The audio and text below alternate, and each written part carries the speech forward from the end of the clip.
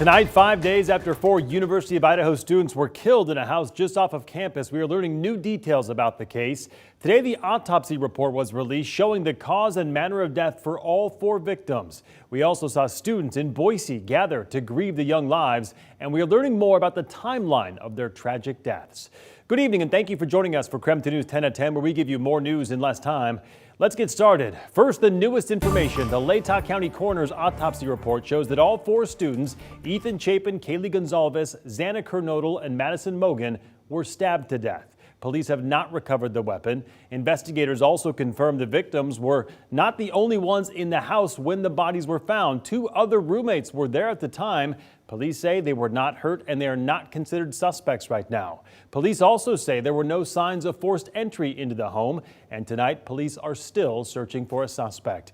We also learned today that the FBI's Behavioral Health Analysis Unit is helping with the case through crime analysis and creating profiles of unknown offenders. And as we mentioned, the Latah County Coroner released that autopsy report late today.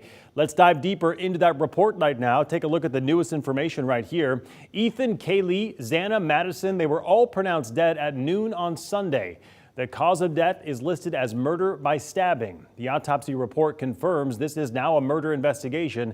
What we still don't know based on this report, though, is what time the victims were found. We don't know where they were stabbed, where they were in the house, if they fought back. We don't know who called 911, and we don't know if one victim seemed to be more of a target than the other victims. These are all questions that we have continued to ask of Moscow police. Police officers have said they are keeping many details private right now to make sure they are not compromising the investigation. However, we will continue to ask the questions and bring you the latest information just as soon as we receive it.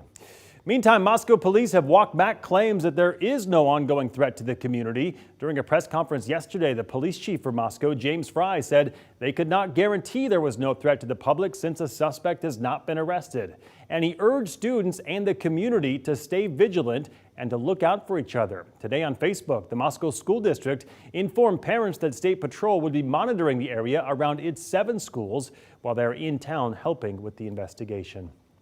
In the meantime, the broader Idaho community continues to mourn and remember the 4 murdered students. Just hours ago, hundreds of people gathered at Boise State University to pay tribute to the victims. Whether people personally knew the 4 U of I students or just touched by their sudden passing, people lit candles, laid down flowers, and brought photos of the victims in remembrance of them.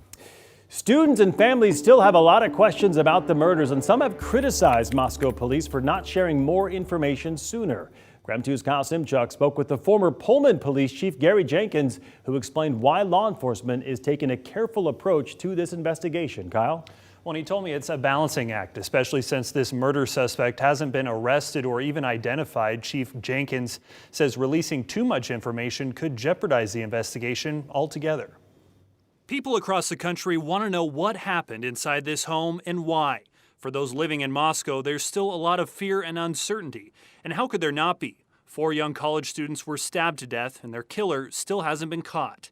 Ever since the yellow crime tape went up, the Moscow Police Department has faced scrutiny for not providing as much information about the case as some would like to know. You know, there's some things that only the people that were at that scene would know. And so you definitely don't want to release that information to the public. Gary Jenkins is the former chief of Pullman Police and now serves in that role for the WSU Police Department. He says sharing details is a balancing act, keeping people safe and informed without compromising the investigation. Just trying to make sure that when detectives go out and interview people, it's based on what they know, not what they've heard on the news. The University of Idaho told students this week they could go home early for Thanksgiving break if they didn't feel safe around campus, and many already have. Jenkins says that could pose a challenge for detectives trying to interview witnesses. It was for him during the hazing death of Sam Martinez, which also occurred right before Thanksgiving break in 2019. Most of the witnesses left town, and that's the type of investigation you need to have a one-on-one in-person interview. And so it does definitely complicate that investigation. Jenkins says the answers all of us want could take time. They're trying to juggle a lot of balls in the air right now. Particularly with 4 victims, it's going to be a very complex crime scene. It's going to be a complex investigation.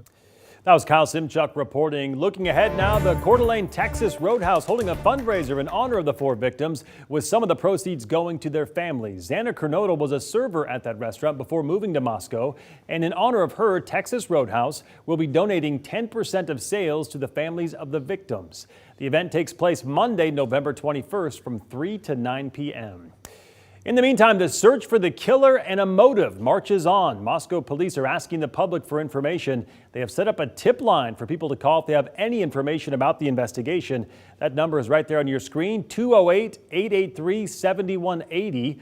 Idaho State Police says that they have seen an increase in tips since the press conference yesterday afternoon. At this hour, we are continuing to track the news coming out of Moscow. Be sure to tune in for Up with KREM early tomorrow morning for any latest updates. And for all of our reporting on these deaths, you can always head to our website. That's KREM.com.